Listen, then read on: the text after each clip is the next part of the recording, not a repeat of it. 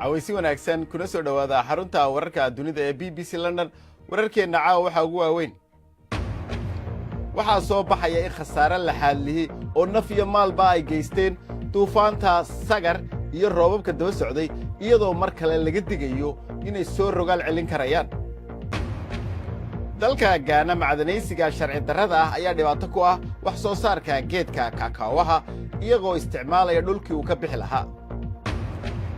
iyadoo Liverpool qarka u saaran tahay inay haleesho guusha horyaalada Yurub ee kubadda cagta ayaanu booqanay tuuladii uu Maxamed Saalax uu ku soo barbaaray isla markaana uu ku laaday kubaddiisii u horeysay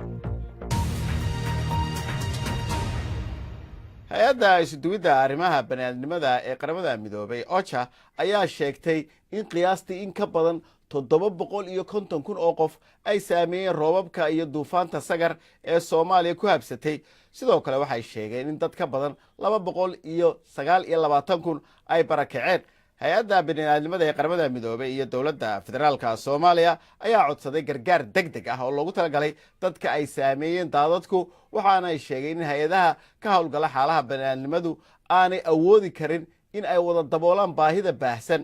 ugu yaraan 40 qof ayaa ku dhimatay duufaanada Sagar inta la hubo waa kan Axmed Aadan oo inoo haya warbixinta guud meeshan ay biyuhu rugmanayaan ee webiga la moodo waa xaafadda Hodan ee magaalada Muqdisho waa musiibo ka dhalatay duufaantii iyo roobabkii ugu cuslaa ee ka da'ay Soomaaliya muddo 10 sano ah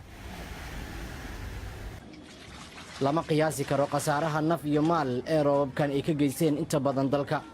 dawladda Soomaaliya iyo qaramada midoobay ayaa ku dhawaaqay in gurmad degdeg ah lala soo gaaro dadka ay dhibaatadu saameysay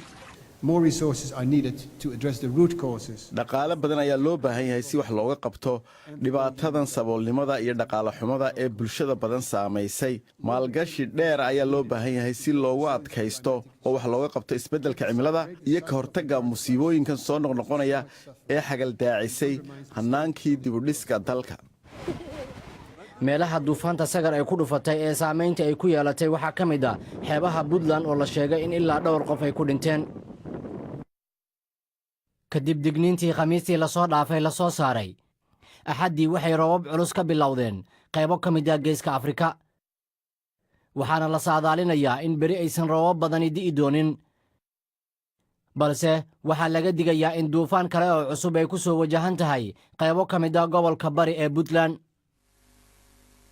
khasaaraha naf iyo maal ee ugu badan waxa ay duufaantan ka geysatay xeebaha galbeedka ee jamhuuriyadda iskeed madax bannaanida ugu dhawaaqday ee Soomaaliland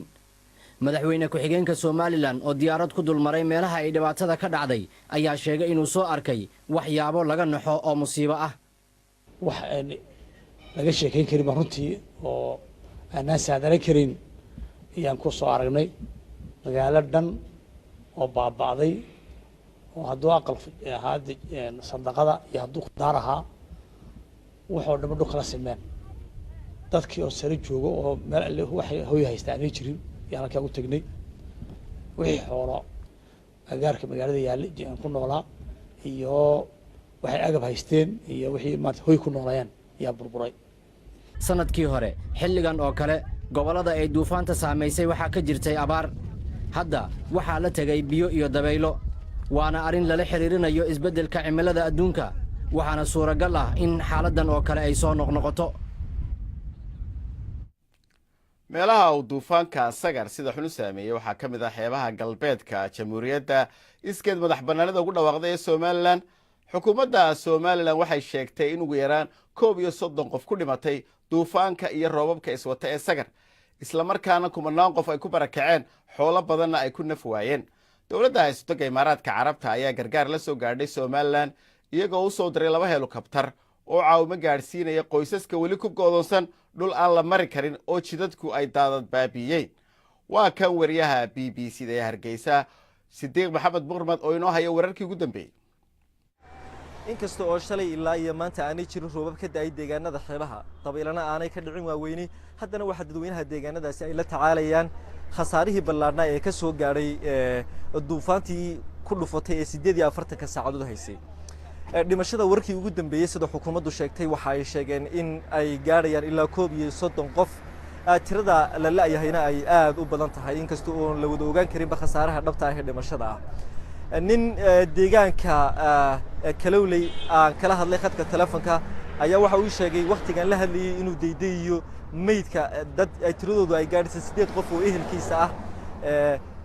maalmihii u dambeeyayna uu aasay 5 kamida dadka jaarkiisa iyo ehelkiisaba oo isagu goobjoog ka ahaa aaskoogii meydkoogiina uu helay waxa sidoo kale maanta airportka magaalada Hargeysa laga qaaday 2 diyaaradood oo helikabtar ah oo raashin gargaar u qaaday dadka halkaasi ku waxyeeloobay labada helikabtar oo imaaraadku uu ku caawiyay Somaliland si ay gurmadka ay ugu geeyaan waxaana sidoo kale la filayaa beritoole in markab sida raashin iyo 2 diyaaradood oo iyagu midna ay raashisto ay dhinaca imaaraadka ka iman doonaan gargaarkaasina la gaarsiin doono dadkaasi u baahan faahfaahin dheeraad oo ku saabsan warbixintan iyo kuwa kaleba waxaad ka heli kartaa bogga BBC Somali adigoo ka galaya moobilkaaga bal markana aynu eegno qodobo kale oo ku jira wararka maanta dalka DRC Congo dawladda ayaa bilowday tallaalka lagaga hortagayo faafidda cudurka halista ah Ebola bishii Abriil ayaa magaalada yar ee baadiyaha ee Pikoro lagu arkay fayruskan laakiin markii dambe waxa uu soo gaadhay magaalada Mbandaka halkaas oo dhimashadu marayso 26 qof ilaa hadda maamulka Falastiiniinta ayaa ka dalbaday maxkamadda dambiyada ee adduunka ICC inay bilaabaan baaritaan ku aadan waxa ay ugu yeedheen dambiyada dagaalka ee Israa'iil wasiirka arrimaha dibadda ee Falastiiniinta Riyad Malki ayaa u sheegay madaxa dacwad oogista ee maxkamaddu in dambiyada loo haysta Israa'iil lagu daro dhulboob iyo bartilmaameedsiga banaanbaxayaal aan hubaysnayn gaar ahaan buu yidhi marinka Gaza macdan qodista sharci darrada ah ee dalka Ghana ayaa halis gelinaysa dhoofinta geedka la yiraahdo kakoowaha ee caalamka khubaro ayaa ka digaya haddaba in yaraanta kookaha ay horseedi doonto in ay shokolaadada qiimaheedu uu kordho oo uu qaaliyoobo Ghana waa waddanka labaad ee dunida ugu soo saarka badan xagga kookaha farsamada lagu qodayo dahabka loo yaqaano glamsy ayaa ku yeelanaysa cawaaqib xun deegaanka iyo bulshada halkaasi ku nool maxamed xaraare ayaa inoo haya hoggani waxa uu ka mid yahay muuqaallo Ghana ku soo badanaya halkan waxa ay ahayd goob laga tabco kakawga iminka waxa ay noqotay qayb ka mid ah burburka deegaanka dhammaan buuraha halkan ku taysan dad si sharci darro ah beeraha u gurta ayaa dhex jooga dadka deegaanku waxay ugu yeedhaan galamsi oo u dhiganta gur oo iibi waxaynu booqannay nin dhowr sano ka hor arrimo dhaqaale awgood beertiisa ka iibiyey shirkad shiineys ah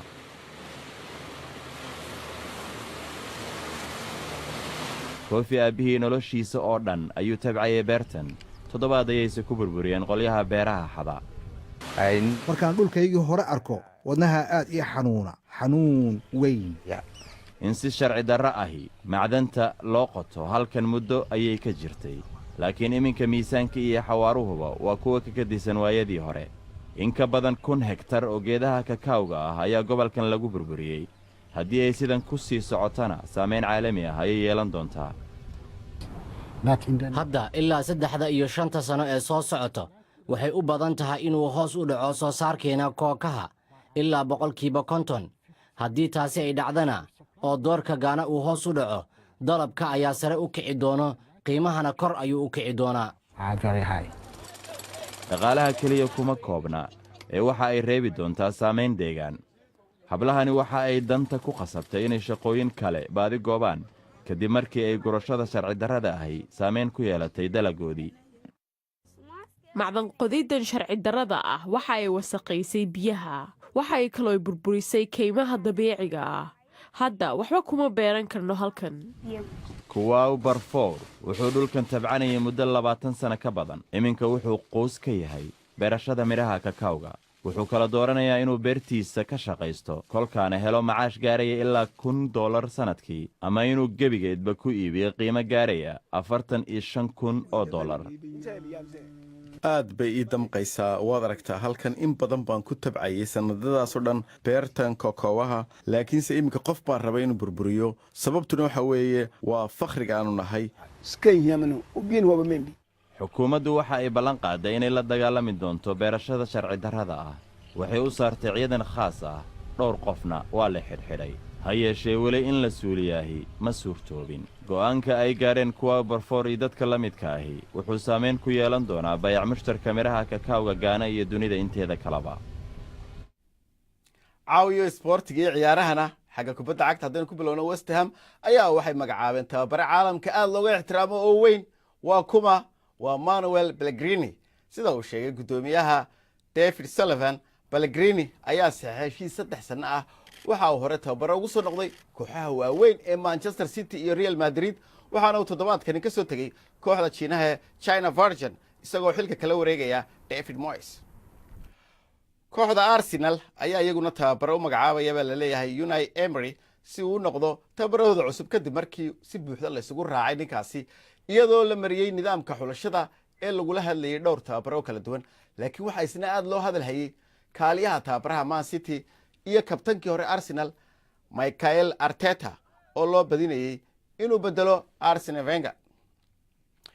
weli kubadda cagta ayaynu ku jiraynaye taageerayaasha liverpool waxay ku naanaysaan boqorkii waxaana uu dhaliyey 44 gool xilli ciyaareedkani horyaalka ingiriiska ciyaartooyga maxamed saalax waa xidiga garoonka anfield waana wiilkooda ay jecel yihiin haddaba dadka ku nool degmadii uu ku dhashay ee masar maxay ka aaminsan yihiin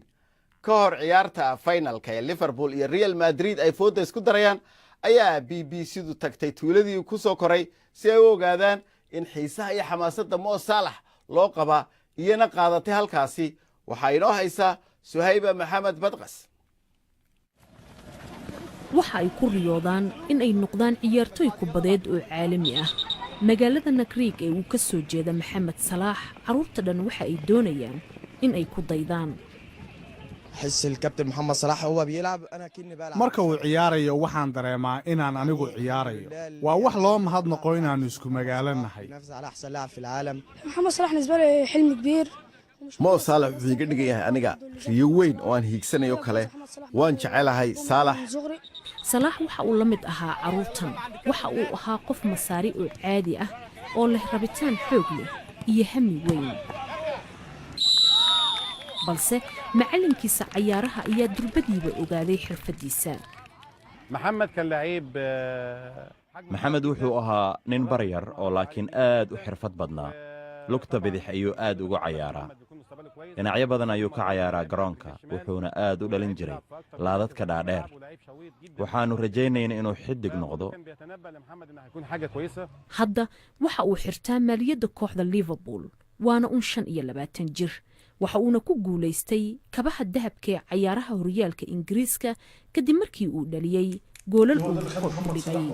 balse saaxiibadii ay iskuulka ahaayeen ayaa sheegaya inuu yahay qof aan isla weynayn waxa uu mar walba ku riyoon jiray inuu ku biiro kooxda kubadda cagta ee masar ama uu dibadda ka cayaaro marka uu halkan ku soo noqdo waa uu halmaamaa inuu yahay xidig weyn waxa uu halmaamaa liverpool ama roma waa saaxiibkeen weeye dhammaanteen waa qof naga mid ah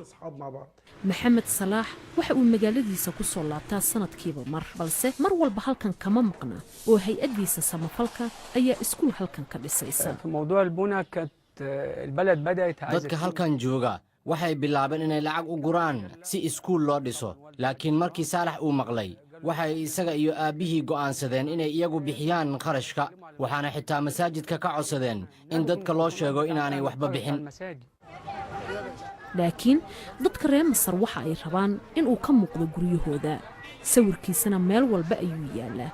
dukaankanna waxa uu ka samaynayaa ganacsi degdeg ah muhiim ma aha in aad tahay taageero kubadeed ama in kale balse qof walba halkan waxa uu taageero u yahay maxamed salaax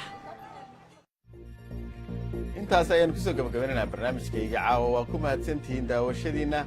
inta aynu mar kale dib u kulmayno waxaannu idinkaga tegaynaa sidaas iyo nabadgelyo iyo kulanti dambe wanaagsan.